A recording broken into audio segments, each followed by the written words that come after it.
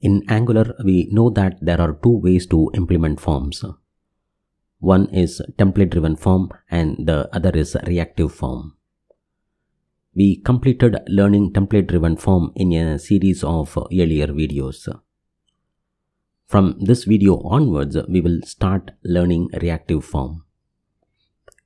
We will learn reactive form by building a reactive form step by step in a series of short videos.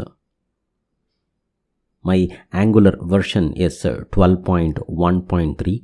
All my Angular videos use this version.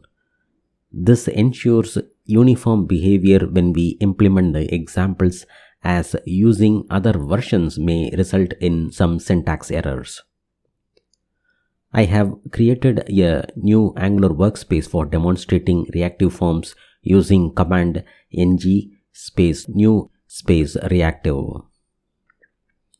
After creation of the workspace, I have opened the workspace in Visual Studio Code. I have started the ngserve command in the terminal and opened the URL localhost:4200 in the browser. Based on the instructions provided in this video, create a new Angular workspace with name Reactive.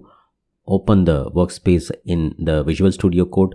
Start the Angular application using ngserve command and launch the Angular application in the browser.